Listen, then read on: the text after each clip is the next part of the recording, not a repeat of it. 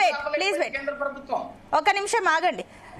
వెంకటస్వామి గారు ఏం చెప్తారు? నిన్న ఏదైతే జరిగిన ఈ సంఘటనకు సంబంధించి ప్రభుత్వం ఏం చర్యలు తీసుకుంటుంది ఏంటి? మీ దగ్గర ఉన్న ప్రణాళికలు ఏంటి? ముందుగా ఈ దుర్ఘటనలో చనిపోయినటువంటి కుటుంబాలందరికీ కూడా పార్టీ పక్షాన ప్రభుత్వ పక్షాన వ్యక్తిగతంగాను ప్రగాఢ సంతాపాన్ని తెలియజేస్తున్నాను. ప్రభుత్వ పక్షంగా వెంటనే ఆ కుటుంబాలన్నింటినీ తప్పనిసరిగా ఆదుకుంటాం. యుద్ధ ప్రాతిపదికన కుటుంబాలను ఆదుకుంటాం. ముందు క్షతగాత్రులం కావచ్చు, లేకపోతే చనిపోయిన కుటుంబాలకు సంబంధించి ఆర్థిక సాయం కావచ్చు, లేకపోతే రకరకాల సాయాలు ఉంటాయి, వైద్య సాయం, ఇదంతా కూడా యుద్ధ ప్రాతిపదికన జరుగుతుంది. ఇంకా దాన్ని చాలా పక్కడబందీగా చేస్తాం. ఫస్ట్ మా బాధ్యత అది. ఎందుకంటే ముందు దెబ్బతిన్న వాడికి, తర్వాత దెబ్బ తగలడానికి కారణమైనటువంటి ఇద్దరు డ్రైవర్లు అయితే చనిపోయినారు. ఏం చర్య తీసుకుంటాను? టిప్పర్ ఓనర్ అయితే ఉన్నాడు, బతికున్నాడు. సో నిబంధనకు విరుద్ధంగా ఆ టిప్పరులో కంకర నింపడము, తీసుకపోవడము, అతి వేగము, ఇవన్నిటికీ బాధ్యత ఆ యజమాని కానీ యజమాని డ్రైవర్ వహించాలా. వాళ్ళ మీద కూడా చర్య తీసుకుంటాం. వాళ్లకు పర్మిషన్ ఇచ్చినటువంటి అధికారుల మీద అంతకన్నా ముందు చర్య తీసుకోవాలా. ప్రభుత్వం నేను కోరుతున్నా, నా ప్రభుత్వం అయినప్పటికీ నేను కోరుతున్నా, డిమాండ్ చేస్తున్నా, ఇమ్మీడియట్ గా అక్కడ జరుగుతున్న టిప్పర్లు, దానికి సంబంధించి అధికార పక్షంలో లేదా విపక్షంలో ఎంత పెద్ద నాయకులు ఉన్నా కూడా ఈ అక్రమ ఈ కంకర తర్వాత టిప్పర్ల యొక్క వ్యవహారాన్ని నిగ్గుదేల్చాల్సినటువంటి బాధ్యత మా ప్రభుత్వం మీద ఉంది. డెఫినెట్ గా ముఖ్యమంత్రి గారు, కన్సర్న్ మినిస్టర్స్ దాని చర్యలు తీసుకోవాలి. అధికారులు ఎవరున్నా కూడా అధికారుల మీద కానీ, లేదా రాజకీయ నాయకులు ఎవరున్నా కూడా, ఇంకా వ్యాపారులు ఎవరున్నా కూడా వాళ్ళ మీద చర్యలు తీసుకోవడానికి. నిన్న మంత్రి పొన్నం ప్రభాకర్ జూమ్ మీటింగ్ పెట్టి ఏదో డిస్కస్ చేసినట్టున్నారు. దేని గురించి? ఏమండి? పొన్నం ప్రభాకర్ జూమ్ మీటింగ్ పెట్టి అధికారులతో చర్చించారు కదా, దేని గురించి చర్చించారు? అంటే వివరాలు తెలుసుకున్నారు.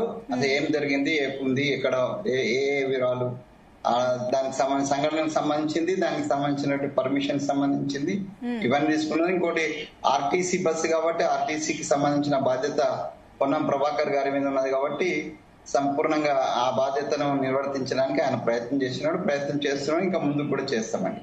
ఇది ఒక పార్ట్ అండి. రెండోది ఏంటంటే ఇప్పుడు ఇక రోడ్డుకు సంబంధించి అయితే మీరు అంటున్నారు.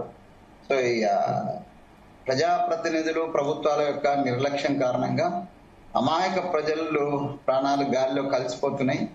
విజయాన్ అన్నట్టుగా, రవీన్ అన్నట్టుగా, వెంకటరెడ్డి గారు కూడా అదే చెప్తారు, నేనైనా అదే చెప్తాను. సంఘటన జరిగినప్పుడు మాత్రమే చాలా సీరియస్ గా ప్రభుత్వ తరఫున కావచ్చు, ప్రజా సంఘాల తరఫున కావచ్చు, ఈవెన్ టీవీ చర్చలలో కావచ్చు, ఇదే ఒక హాట్ టాపిక్ గా ఉంటది. హాట్ గా ఒక కప్పులో టీ హాట్ ఉన్నట్టుగా ఉండి తర్వాత 4 రోజుల తర్వాత అసలు మనకి 20 రోజులు కూడా కాలేదనుకుంటా అండి. అది కర్నూలు సంఘటన జరిగి అది జరిగింది. అది సబ్సిడైజ్ అయిపోయింది. దాని ఏమైంది కూడా తెలియదు. దానికి సంబంధించినటువంటి ఏదో కొంత ప్రచారం అయితే వచ్చింది, ఈ చర్యలు ఆ చర్యలని. అది ప్రభుత్వం పక్షాన కావచ్చు, లేదా ఈ విషయంలో ప్రభుత్వం ఫెయిల్ అయిందని ఒప్పుకుంటున్నారా? ఇప్పుడు మీరు వర్డింగ్ మీరు టక్కన వర్డింగ్ అట్లా పెడితే ఎట్లా అమ్మా? అంటే మీరే అన్నారు కదా, ఇప్పుడు మొన్న కర్నూలు జరిగింది అయిపోయింది, ప్రభుత్వ పక్షాన కానీ అందరి విషయంలో ఈ విషయంలో నిర్లక్ష్యం చేశారని అంటే ప్రభుత్వ పక్షాన మీ సైడ్ మీరు ఫెయిల్ అయినట్టే ఒప్పుకున్నారు. ప్రాంతం ఆ సంఘటన జరిగిన ప్రాంతము, లాస్ట్ టైం జరిగినటువంటి సంఘటన జరిగిన ప్రాంతము ఆంధ్రప్రదేశ్ పరిధిలో ఉంది. ఆంధ్రప్రదేశ్ ప్రభుత్వం మీద నేను ఇప్పుడు విమర్శ చేయదలుచుకోలే, కానీ నేను ఇన్ జనరల్ రాజస్థాన్ నుంచి మొదలుకొని ఇక్కడ దాకా అనేక సంఘటనలు జరిగినాయి ఈ మధ్య కాలంలో, ఈ 2-3 నెలల్లో. ఏ సంఘటన జరిగినా భారతదేశ చరిత్రలో నేను చూస్తున్న, నాకు బుద్ధి తెలిసినప్పటి నుంచి చూస్తున్నానంటే, సంఘటన జరిగినప్పుడు మాత్రమే హడావుడి, దాని తర్వాత అందరం మర్చిపోతాం. మాట్లాడిన మాలాంటి వాళ్ళము, లేకపోతే మీలాంటి వాళ్ళు, లేకపోతే ప్రభుత్వాలు అన్ని మర్చిపోయిన కారణం. మర్చిపోలేదు, ప్రభుత్వమే మర్చిపోయిందని అంటున్నారు ప్రజలు. లేదు నేనేమంటున్నామ్మా, మీరు వినండి. ఇప్పుడు మీరు ఏమంటే ఇవాళ చర్చ పెట్టిండ్రు, రేపు చర్చ పెట్టిండ్రు, 4 రోజుల తర్వాత దీని మీద చర్చ ఉండదండి. మన దగ్గర మీ దగ్గర కూడా సరే. ఇప్పుడు టీవీ చర్చల గురించి మాట్లాడితే మరి అసెంబ్లీ చర్చలు కూడా పక్కన పెట్టేశారు కదా. 7 నెలల కింద తెలంగాణ అసెంబ్లీ సమావేశాల్లో మీరు అప్పుడు క్లియర్ గా స్పీకర్ ఒక మాట అన్నాడు, గడ్డం ప్రసాద్ కుమార్ ఆయన్నే అన్నాడు, మొన్నే కూడా అప్పా జంక్షన్ గురించి రోడ్డు కాస్త డెవలప్ చేయండి అని ప్రత్యేకంగా ఆయన్నే గవర్నమెంట్ ని రిక్వెస్ట్ చేసిర్రు.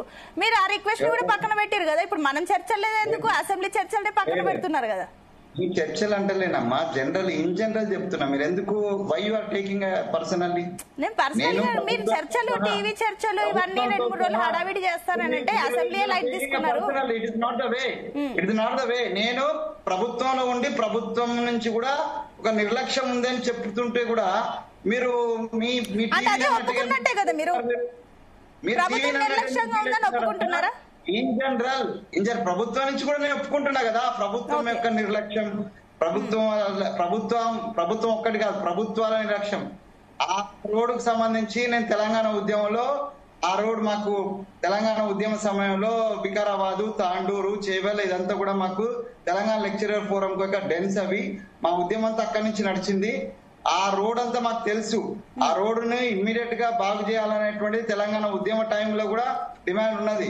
కేసీఆర్ గారు రాకముందు నుంచి కూడా ఆ డిమాండ్ కూడా ఉన్నది. 14 కంటే ముందు నుంచి ఉన్నది. సో అక్కడ అన్ని కూడా ఒక్కొక్క రియల్ ఎస్టేట్ మాఫియాకి సంబంధించి పెద్ద పెద్ద ఎస్టేట్స్ ఉన్నాయి. అవన్నీ కూడా మరి వాళ్ళందరూ కూడా ఏం చేసినారు? సో ఇక్కడ ఎక్స్టెన్షన్ ఆఫ్ ది రోడ్ విషయంలో ఈ గ్రీన్ ట్రిబ్యునల్ పేరు ఒకరు చెప్తున్నారు, లేకపోతే లోకల్ ల్యాండ్ పేరు ఒకరు చెప్తున్నారు. ఏదేమైనా కూడా ప్రభుత్వాలు నత్తనడకతోటి యుద్ధ ప్రాతిపదికన చేయాల్సినటువంటి పనులు నత్తనడక వల్ల దశాబ్దాలు పట్టింది. ఈ ఒక్కరోజు ప్రాబ్లం కాదు. వికారాబాద్ రోడ్ కానీ సంబంధించి ఈ ఒక్కరోజు ప్రాబ్లం కాదమ్మా, దశాబ్దాల నుంచి ఉన్నటువంటి ప్రాబ్లము. దాన్ని పట్టించుకున్న నాదుడు లేడు.